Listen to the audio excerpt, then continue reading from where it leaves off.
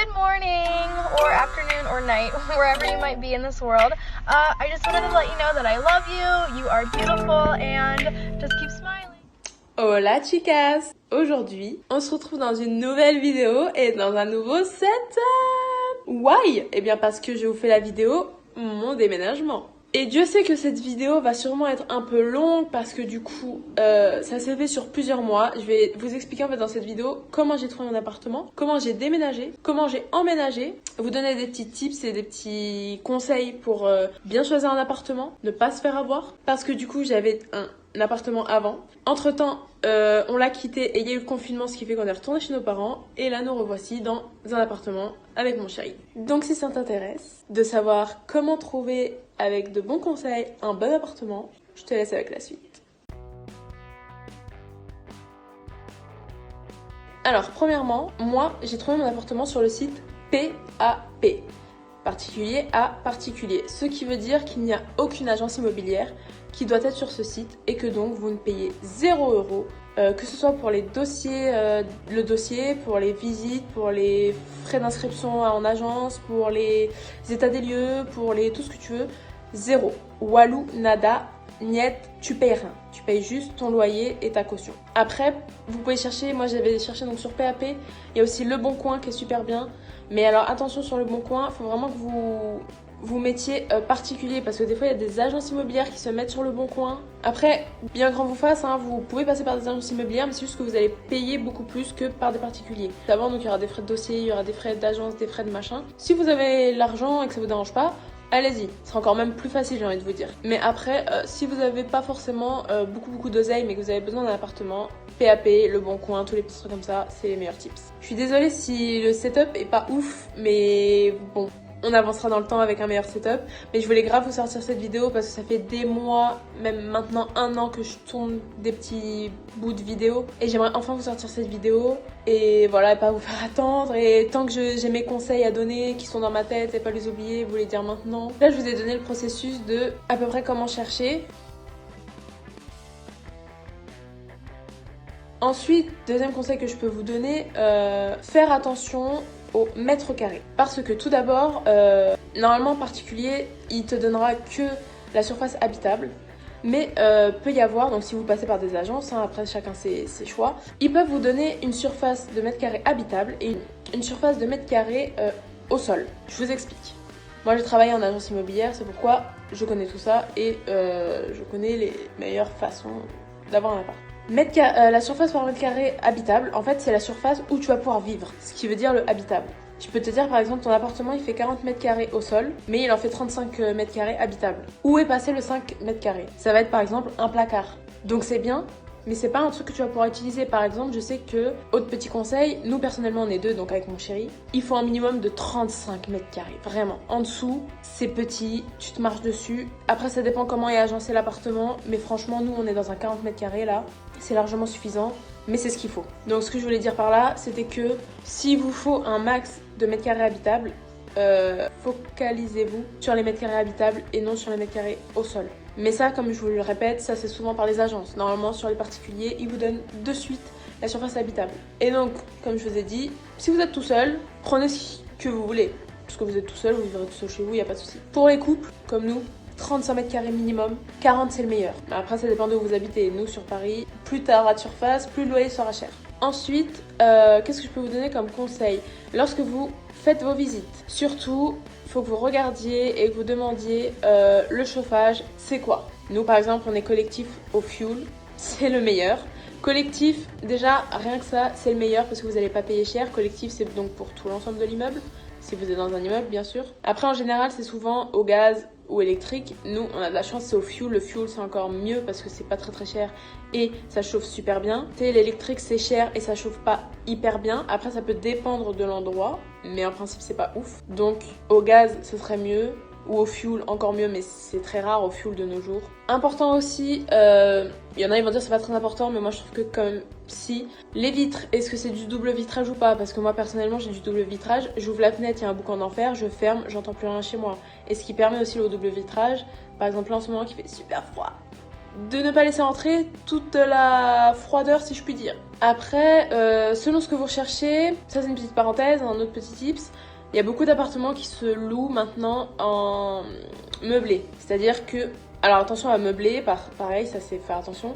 Il y en a qui disent meubler, mais ils vont vous dire par exemple, la cuisine est équipée, il y a juste un four. Certes, c'est un peu équipé, mais enfin, il y a qu'un four. À côté, il faut que tu achètes le frigo, le machin, la plaque, le truc, le tout. Et donc, c'est pareil. Il y en a qui vont vous dire l'appartement est meublé, mais dedans, il va juste avoir un canapé, genre. Donc, ça, faites très attention. Mais donc, voilà, meublé, pour ceux qui n'ont pas de gros budget, c'est très bien, c'est parfait, parce qu'au moins, vous arrivez, vous avez tout dedans. Vous avez juste à payer votre loyer et vos charges. En parlant de charges, très important. Quand les gens vous parlent du loyer, en général, je dis bien en général, les charges sont comprises dedans. Mais il faut demander, c'est quoi les charges ? Par exemple, vous pouvez avoir la personne qui fait le ménage de l'immeuble, s'il y a un gardien, s'il y a un ascenseur, vous payez les charges parce que ça fait partie des charges. Plein de petits trucs comme ça. Donc ça, c'est super important de savoir déjà ce que vous payez en fait. Nous, personnellement, on a pris un appartement non meublé parce qu'on avait donc du coup un appartement avant où on avait acheté tous nos meubles. Donc forcément, on voulait un non meublé pour reprendre nos meubles. Que vous dire de plus ? Alors après, ça c'est des trucs qui me viennent comme ça, mais... Pour nous, super important par rapport à l'expérience qu'on a eue justement de notre précédent appartement. Il faut savoir que faut faire très attention si vous êtes surtout un couple ou à deux ou voilà, en coloc, bref. La douche pour nous, super important. Notre ancien appartement, la douche, voilà, tu rentrais à une personne dedans et t'avais du mal à te tourner, hein, vraiment. Pour se laver les cheveux, c'était un petit peu compliqué. Donc faire très attention à ça. Vous pouvez vous dire, le loyer est pas mal, c'est bien situé, il y a par exemple 35 mètres carrés, ça a l'air cool. Mais faites très attention vraiment à toutes les pièces de l'appartement. Comme je disais donc, notre ancien appart avait une douche minuscule. L'appart qu'on a aujourd'hui a une très grande douche. Après, encore une fois, c'est propre à soi. Hein. Si vous êtes tout seul et que vous vous en foutez d'avoir une petite douche, oui, voilà, yes, c'est vos critères à vous. Nous, évidemment, on est un couple, donc forcément, on veut pas une petite douche. Puis même, moi-même, toute seule, je pense que j'ai besoin d'espace. Genre, je prends ma douche, c'est un moment de détente, tu vois. Après là je vous donne un petit conseil, c'est plutôt niveau courses, parce que forcément quand vous êtes chez vous, papa et maman ils font plus les courses, c'est à vous de les faire. Dans notre premier appartement, on a fait l'erreur, c'est qu'on se fixait un budget par mois. C'est-à-dire qu'on faisait presque 300 € de courses par mois, donc pour 2 personnes. Sachant que chez ma maman, on faisait un petit peu moins de 300 € par mois, et oui, on était deux. Et on s'est rendu compte qu'en fait, en faisant les courses par mois, donc on y allait 2 fois dans le mois, 2 semaines, on dépensait déjà 300 €, ce qui est quand même pas mal pour 2 personnes. Et surtout qu'on avait beaucoup de gâchis. C'est-à-dire qu'il y avait beaucoup de choses qui périmaient, qu'on mangeait pas, ou qu'on avait entamé, qu'on finissait pas et qu'on jetait. Donc je trouvais que c'était pas forcément bien. Déjà, niveau budget, on dépense de l'argent dans l'air. Et 2, on gâche de la nourriture, c'était pas bien du tout. Enfin, j'aime pas du tout, c'est pas mon éthique. Du coup, ce qu'on a fait là, c'est qu'on fait les courses une fois par semaine. Et on dépense beaucoup moins d'argent et on gâche plus rien. Donc ça, c'est un conseil que je peux vous donner. Quand vous êtes chez vous ou que vous serez dans votre chez vous. Ne vous fixez pas un budget par mois. Faites vraiment un minimum de courses par semaine. Par semaine, déjà, je pense que c'est le mieux. Ça fait un peu chier parce que ouais, on doit y aller toutes les semaines. Mais il y a beaucoup moins de gâchis et vous dépensez beaucoup moins d'argent, je vous assure. Autre petit conseil que je peux vous donner. Si du coup vous souhaitez vous installer dans un appartement non meublé et que c'est votre premier appartement, prévoyez-vous un budget, je dirais, à peu près de 5 000 €. J'explique. Vous allez déjà avoir dans les 5 000 € un loyer d'avance à payer. Enfin, un loyer d'avance. Quand vous installez, vous payez votre loyer, quoi. Donc ça dépend de combien il est. Vous avez la caution. La caution est approximativement comme le loyer sans les charges, en fait. Donc voilà. Et après, il vous reste 3 000 €. C'est tout juste ce qu'il vous faut pour acheter, s'il est non meublé, un frigo, un canapé, une cuisinière ou un four, des plaques, enfin voilà. Et normalement, si vous avez un lit déjà chez vos parents, vous pouvez peut-être le reprendre ou racheter un lit, enfin une télé, le minimum pour vivre, genre. C'est exactement ce qu'il vous faut. 5 000 €, il faut que vous ayez 5 000 € de côté si vous souhaitez vous installer dans un appart non meublé. Tout en ayant bien sûr votre travail, donc votre salaire à côté pour vous payer vos courses. Parce qu'il faudra aussi payer donc les charges, vos charges à vous chez vous, c'est-à-dire la box internet, votre téléphone portable, EDF, tout ce genre de choses, faut savoir. Les joies d'être un adulte et chez soi et indépendant. Bon, en tout cas, je crois que j'ai fait le tour, tout ce qui est niveau conseils, avis, petits détails, petits tips. Je vois pas d'autres pour l'instant. Donc ça c'était la première partie de la vidéo, un petit peu explication, conseil. Si vous êtes en recherche d'appartement, tout ce qu'il faut savoir. Et ensuite on va passer à la deuxième partie, donc notre déménagement. Donc à savoir pour déménager, on a acheté des cartons chez Carrefour et Ikea pour mettre nos affaires dedans.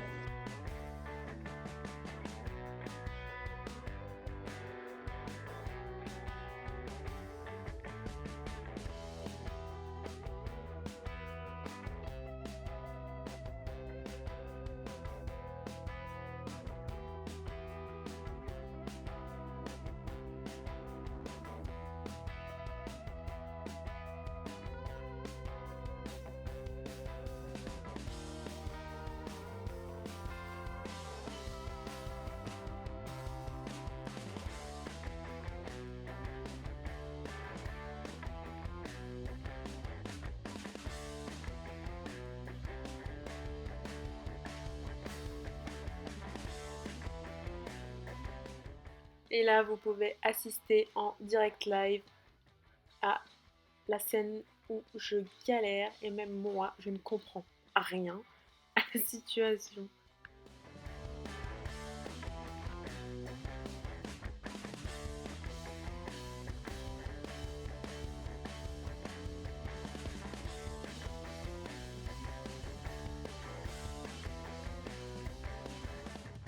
En gros, un déménagement, c'est faire plein de cartons, les remplir évidemment.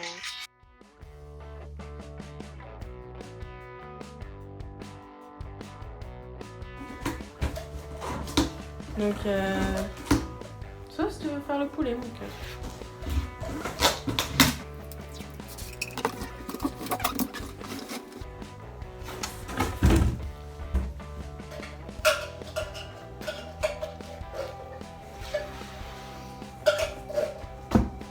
Tous et à toutes, aujourd'hui on se retrouve pour une petite vidéo de déménagement. Alors, comment on fait? Bah c'est très simple les amis. Faut mettre du scotch, comme Mademoiselle Joueur fait actuellement. On va vous montrer après. Après, on fait quoi? Bah après faut mettre les objets désirés.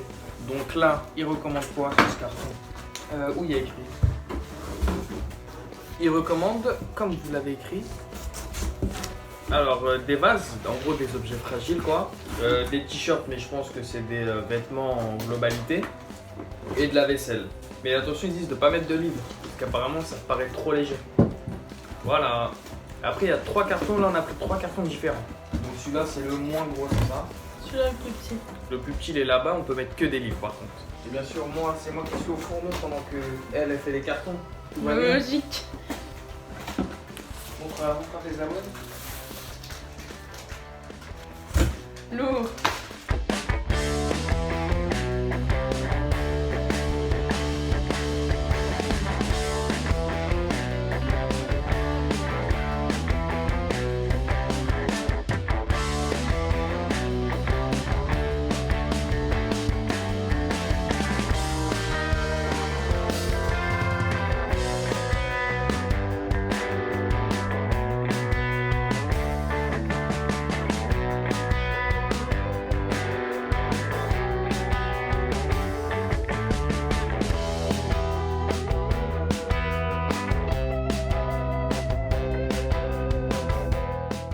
Et oui, un déménagement, ça demande beaucoup d'organisation, donc moi souvent, je notais des petits trucs sur soit un planning, soit un cahier, comme vous pouvez le voir, afin d'être organisé, de ne rien oublier et d'être efficace. Et alors vous vous demandez sûrement comment on va déménager tout ça, et ben on a loué un camion à Carrefour.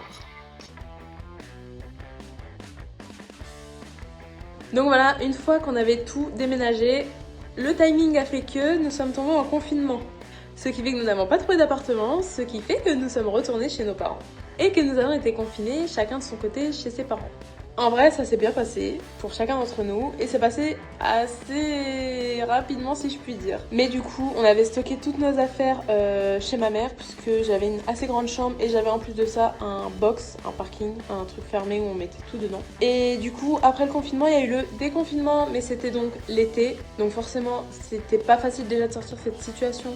Et en plus l'été, du coup, on s'est dit on va profiter de l'été. On est parti en vacances, on a vu nos amis, tout ça. Tout en restant donc chez nos parents. Et puis quand est arrivé septembre, la rentrée, on s'est repris en main, on s'est dit il faut reprendre les recherches d'appartements parce qu'on va pas rester 1000 ans chez nos parents. Parce qu'une fois qu'on goûte à l'indépendance et voilà, d'avoir son intimité, d'avoir ses propres règles, d'avoir ses propres décisions, on y prend vite goût et on a vite marre d'être retourné chez papa et maman. C'est genre tous les gens qui ont un appartement pourront vous le dire, je ne pourrais jamais retourner chez mes parents. Enfin bref, du coup on a repris nos recherches en septembre, ça a duré quelques mois jusqu'à octobre.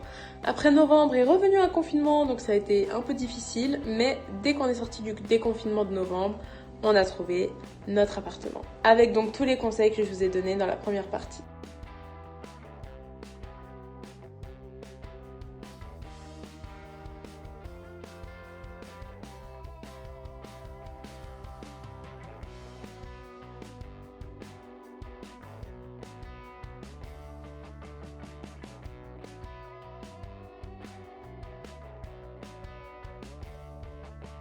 Et donc je vous laisse maintenant avec la troisième partie, l'installation, l'emménagement.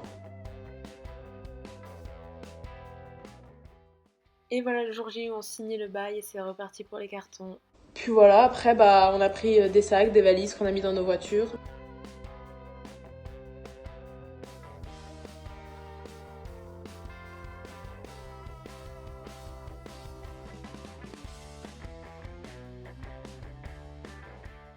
Non mais regardez-moi tout ce bazar qu'on va avoir à ranger dans notre nouvel appartement.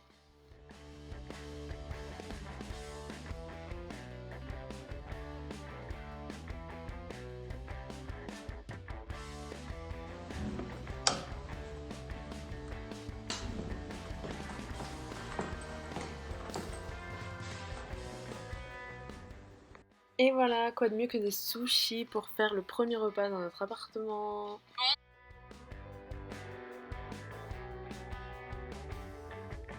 J'essaye de remonter une armoire Ikea qu'on avait achetée dans notre ancien appartement et donc on avait déjà monté. Mais là, comme tout est démonté, je suis totalement perdue.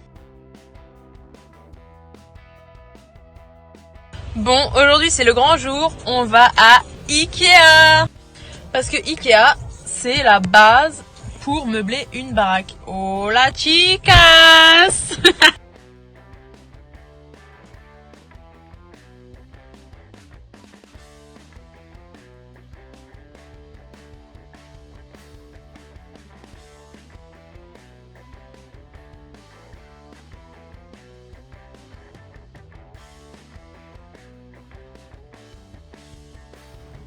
Le carton, salle de bain, avec tous les produits de beauté, c'est fait.